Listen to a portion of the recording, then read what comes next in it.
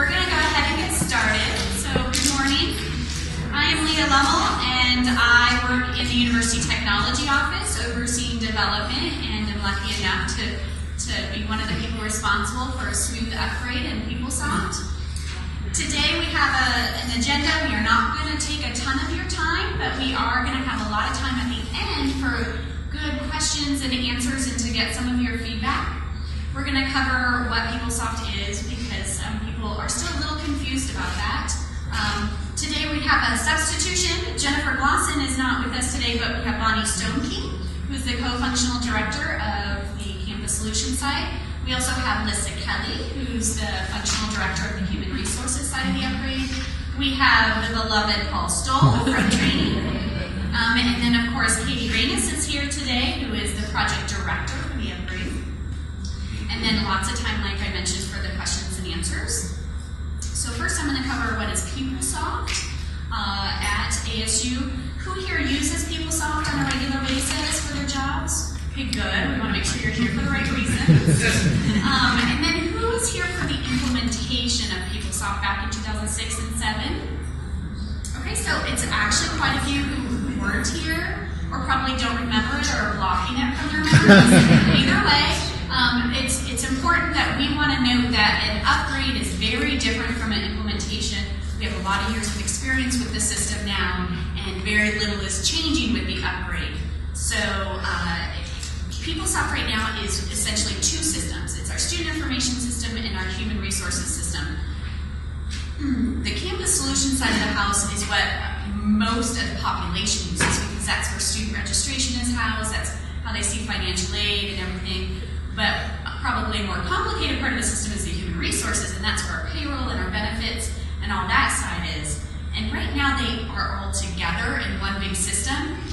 That's not really common to do, and our vendor is suggesting we split them. So we are, as part of this upgrade, hopefully you won't really see much of that, but we are going to address it a little bit here and there just because it does change a couple things, but we're trying to hide most of that so you won't see it.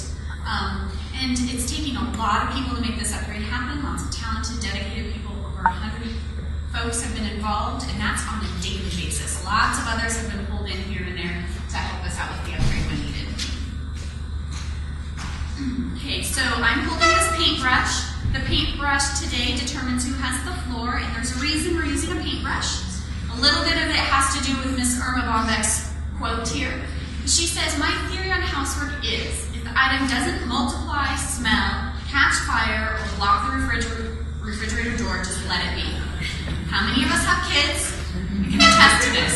At some point, as long as there's no sharp items I will hurt my feet on, who cares?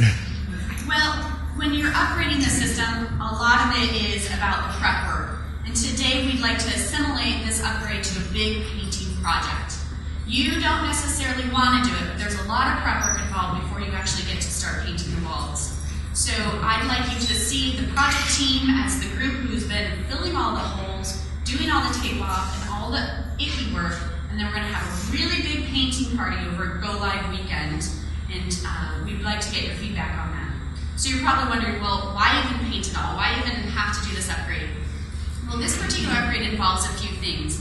Not only are we doing it because our third party, our vendor support, is saying you need to do it, we also kind of like to stay in compliance with tax regulations and financial aid stuff, and I'm sure our students and our staff all appreciate that part of it. But we're also taking this opportunity to leverage. Leveraging means we're really looking at the product to make sure we're using as much of the functionality as it comes delivered as possible. So we're trying to make sure we use what we bought before we go build new things. We're strengthening. Strengthening means we know we've acquired a lot of knowledge over the past 5 years since we went live, but we're working on our documentation and our testing practices and everything else to make sure that this upgrade goes as smooth as possible. So the teams have worked hard to strengthen our ability to maintain this system. And lastly is to simplify. We did a lot of things in the system to change it, to help it match the ASU business processes. Upon our review, a lot of modifications were put in just for the point of implementation, and we can now take those out and really clean the system up. So we're getting a lot out of this upgrade. A lot of it may not be visible to you. In fact, we we have heard from some people when they look at the new version, they're like, yeah, so it really isn't changing that much, and some other folks are going to explain that as we go on.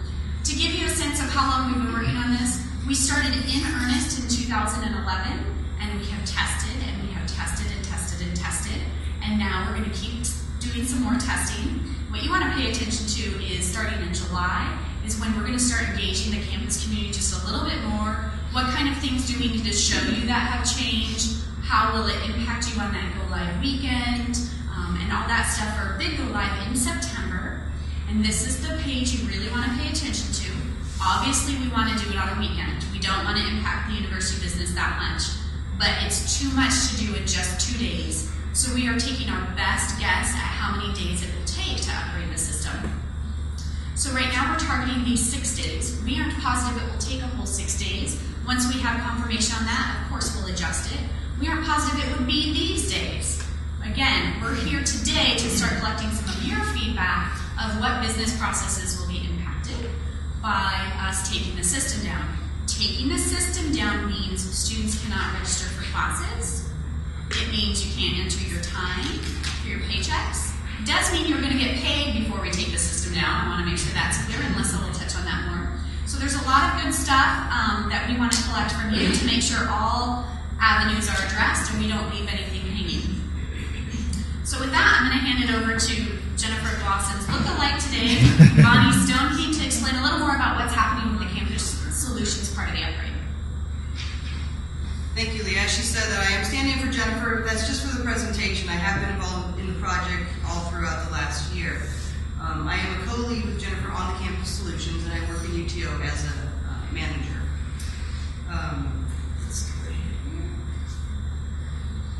So, as a reminder of what Campus Solution is encompassing, and that would be, of course, admissions, registration, financial aid, student billing, advising, and even the setup of how our organization is on the campus side as far as colleges and schools and programs and plans. All of that is Campus Solutions. So, how have we been preparing for this upgrade? We've done extensive testing, as Leah said, since last fall. We've been improving our documentation for testing and identified almost 600 business processes that need to be tested. So the functional areas that are involved with us, the registrar's office, admissions, business services, financial aid, in all of their areas, they're working on the daily kinds of business processes. On top of that, they're also been working on testing modifications. You may not know what a modification is, but it's when we actually make changes to the core PeopleSoft product so that we can perform a business transaction. So you may just look at it and it looks like every other screen that you do. That's because we did that development work. So for modifications, we have over 300 of those that we have to test individually to make sure they still work within this upgrade.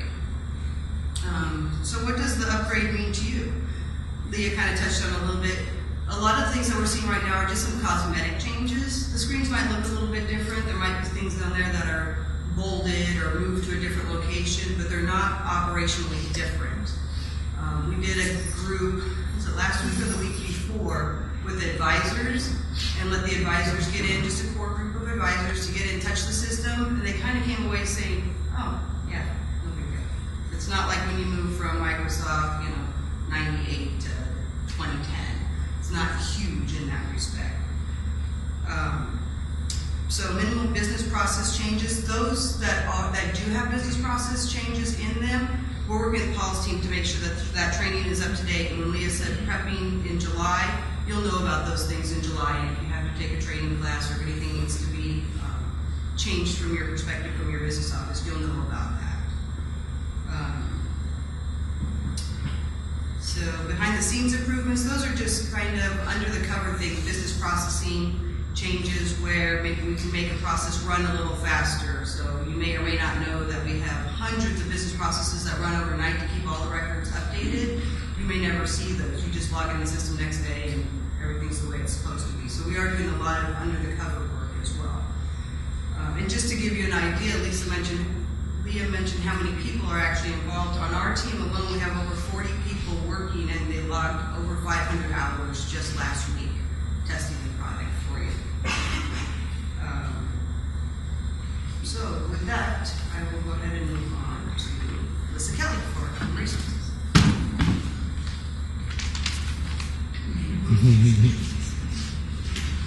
Morning, everyone. My name is Melissa Kelly. I'm the functional director for the HR side of the project. Similar to Campus Solutions, we are seeing minimal impact on the HR side. We will have a few new pages, we'll have a few new processes. If those impact your area, you'll be hearing about that during the training phase of the project. So in HR, we've assembled a team of almost 30 people, and those are people from the Office of Human Resources and Financial Services. And we bring in subject matter experts from the department to help us out. So upgrade work involves not only testing the new functionality of 9.0, but also all of the modifications, as Bonnie had mentioned. So we have assembled specialists from a number of areas: staffing, HR, benefits, payroll, time and labor, and we also are bringing this all the way through distribution and the accounting processes. Just like you're prepping a room for painting, we needed to inventory all of our modifications. In HR, we had started out with over hundreds of modifications, and we were able to eliminate about 100, and we were left with 200 that we needed to test, and these are of varying size. I think who out there uses the PTR system? So quite a few of you. So that's a very large modification that we made to PeopleSoft. So we need to make sure that that modification continues to function in the 9.0 environment. A lot of testing involved. Another phase of the project that we just started recently is working cross-functionally and testing our business processes from beginning to end. And when I say that, we tested things such as posting and filling a job opening, hiring an employee, enrolling an employee in benefits, paying them, and then making changes to the job record. So all of that testing is done in this new 9.0 environment to make sure that your business process continue to function. Top priority for us is an accurate payroll. I think I saw a lot of people that were here at Go Live. Remember, we had some challenges in that area, to say the least, right? So what we're doing this time is we are running parallel payrolls. We've run, when I say parallel, that means we're running the same payroll for the same time frame with the same group of employees. In fact, the entire population in the 8.9 environment as well as the 9.0, and we're balancing it, not only the earnings, but the taxes and the deductions. So we're looking at individual paychecks as well as in aggregate, and we will continue to run these parallel payrolls to make sure we're confident that there's going to be no issues with the paychecks.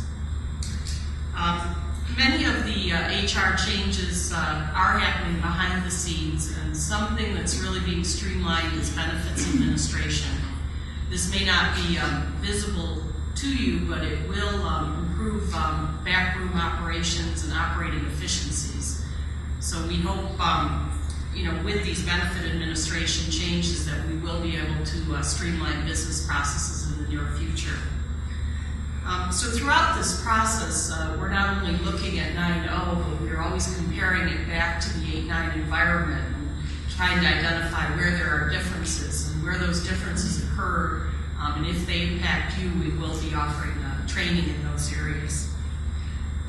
So as we continue to examine this new 9.0 functionality, we're also inventorying our business processes, and we have almost 400 that we've identified, and we're looking for opportunities to improve those. So with that, I'm going to turn it over to Paul. I'll talk to you about training.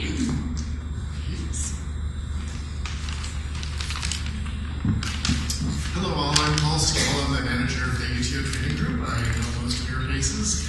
It's great to be out here at West, and I got called Beloved today, so that's a good day.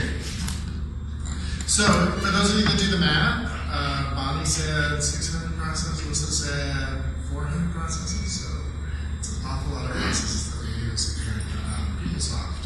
And they're all being thoroughly tested and figured out how's it we're going to talk about the ways that we're going to get you in the loop for that as we go. There will be communication that happens monthly from here on out until and beyond the go-live date in September. There is currently a website that you can come to at any time called peoplesoft.asu.edu, and Katie will put that up on the screen at the end of the presentation for you as well. So you can come out at any time and find out what we're doing. We'd love to have you come out, be a frequent visitor there. As we start to get closer and closer to that September date, we're going to do more and more communication with you. So this isn't the only time that we're going to talk to you. We're going to find lots of different ways to get information in front of you as you're working through your busy lives here at ASU. But our training will start in earnest in late August and go through into September. We know August 23rd is the start of the fall semester, right? So we know that right before, those couple of weeks before fall semester starts is a really busy time for everyone as the students roll back into town and there's move-in and advising and all sorts of stuff. So we're going to play light on your schedule for that part of the time frame because we know that you're really, really busy at that point. And then we have about a month before we go to the Go Live event, and so there's plenty of time once everybody's kind of in place to really talk about the specifics. We know some people are like, no, I want to know exactly what's going to happen to my screens way before it happens, so we're going to be there for you. And some of you are like, just let it happen to me and I'll figure it out. And if I need help, I'll come ask, and we'll be there for you guys too. So it just depends on your style as far as how you deal with software at ASU.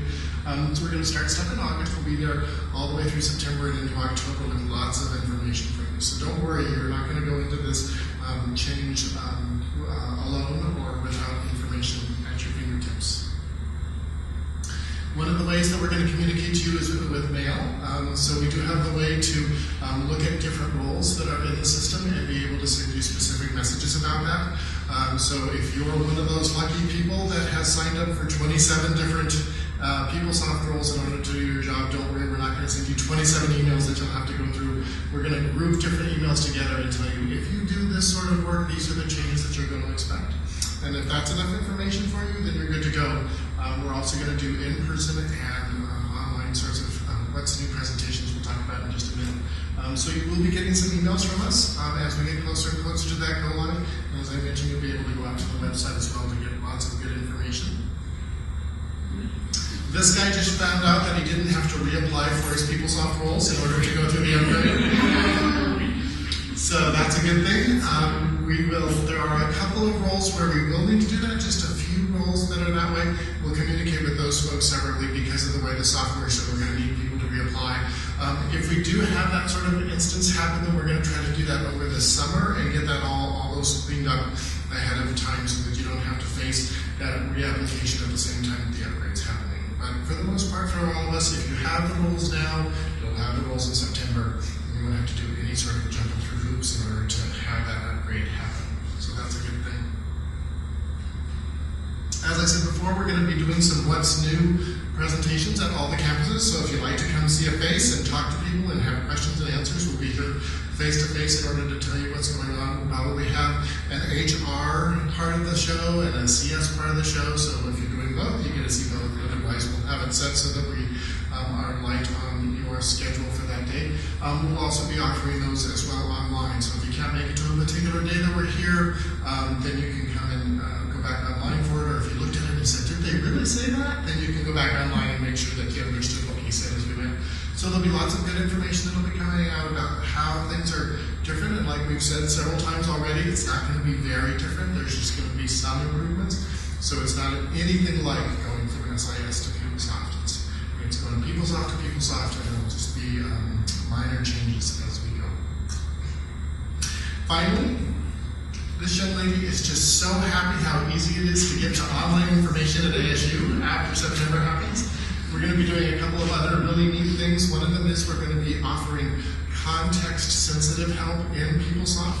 So for many of our well-visited screens within PeopleSoft, you'll be able to go up to the help icon and select a link there, and the system will read what screen you're on and then give you a menu of step-by-step procedures that you can look at so that you can go look at that as you go. So we'll actually read what screen you're on and then offer you help in that area of PeopleSoft. And we're not going to do that for every single screen, but we're going to offer it for all of the most visited screens that ASU uses, which is really great.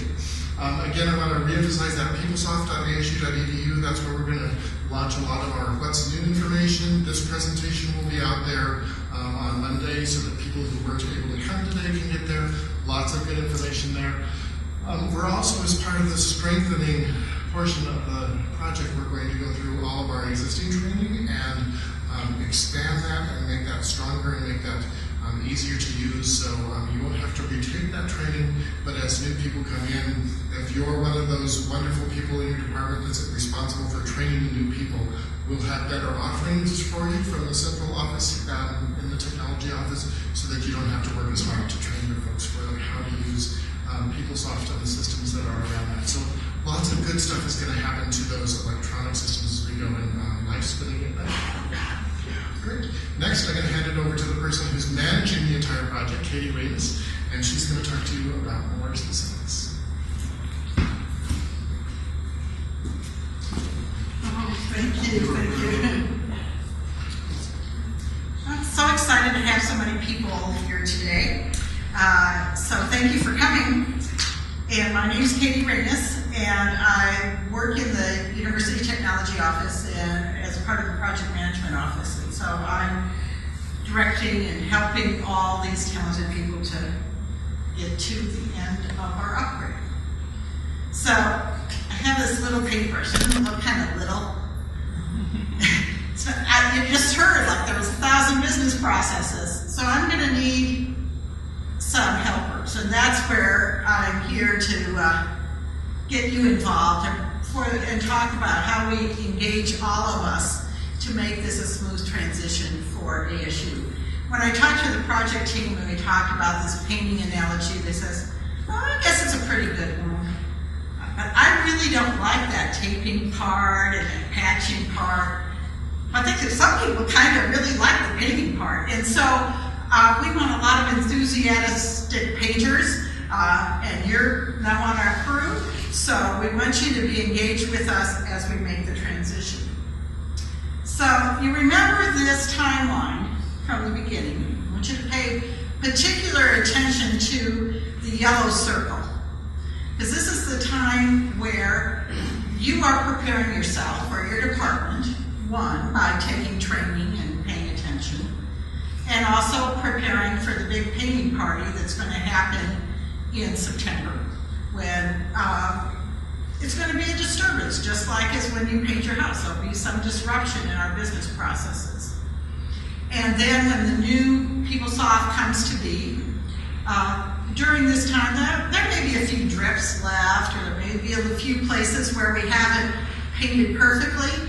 And so during this whole period, we want your attention to what we're doing, your participation with us in making this a smooth transition, and also your patience. So whenever we have a new thing, there may be some things where it is a little challenging for all of us, and so we ask for your attention, your participation, and your patience. So how do you do that?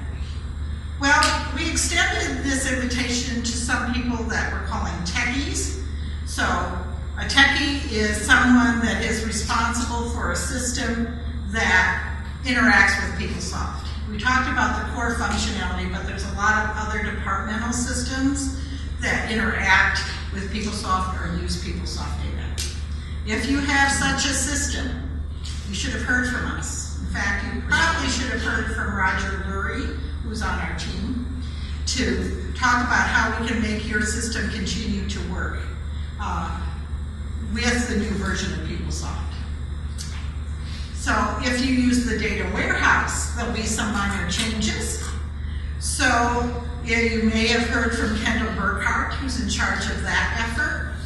You remember Leah talked about separating the campus solutions or the student information from the HR information.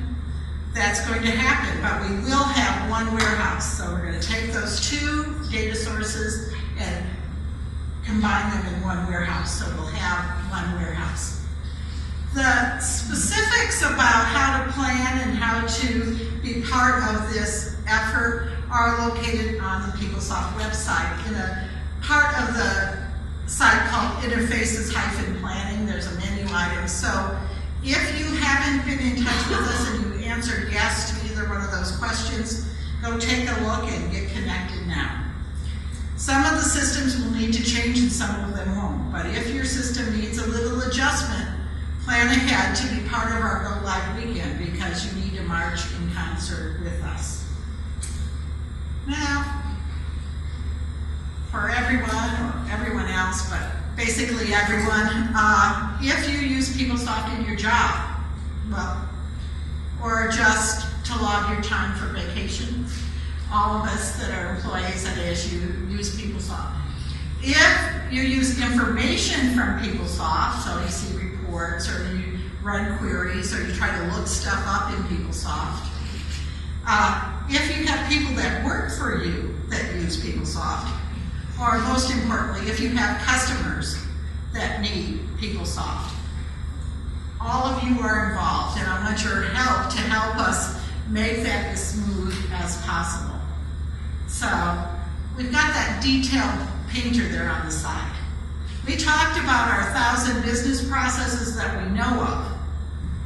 Now, we haven't talked to each of you individually, and as we go out to the departments, you have processes that we don't know about, and we want to know about them. We want to know how this changeover is going to need to may disturb or disrupt what you're doing, or how we can accommodate it and how we can work together so we make it as smooth as possible. So, we want to make sure we get all the details right. There's things that are obvious. We know, we've already mentioned. If you're going, so during the Go Live weekend, we use PeopleSoft to hire people, so you won't be able to hire somebody. We use it to look at paychecks. We use it, we know it's going to be a busy time in fall, so there's lots of fall hires, new people joining us, among them faculty getting their notice of appointments. And it's right before open enrollment, so people may be looking at their benefits. All of those things use PeopleSoft. So the Go Live event will interact with those business processes.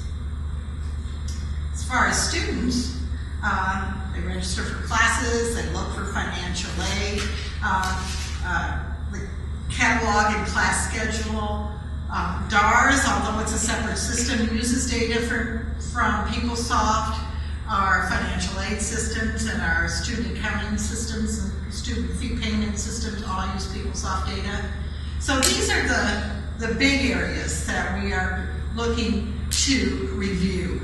But we're asking for the little details, or as we go forward to questions. We've constructed a site for our PeopleSoft at ASU. You don't even use the big site where it tells you all of the information. And off that site, you'll see a place where it says, put your questions or concerns, and that's the longer URL, but there's a link off the PeopleSoft website to get there as well. And that's where we want to log all your questions. And as Paul says, your job is to give us the questions. Ours is to work with you to get the answers. And so our plan is to have a frequently asked question and a frequently answered question, not just the questions. But we need the questions first so we can get good answers. Or if you're concerned about, does this business process actually use PeopleSoft? Because sometimes it's hard to know where the borderline is. Put it in, because someone else probably has that question, and we can work with you to see how we would communicate the Go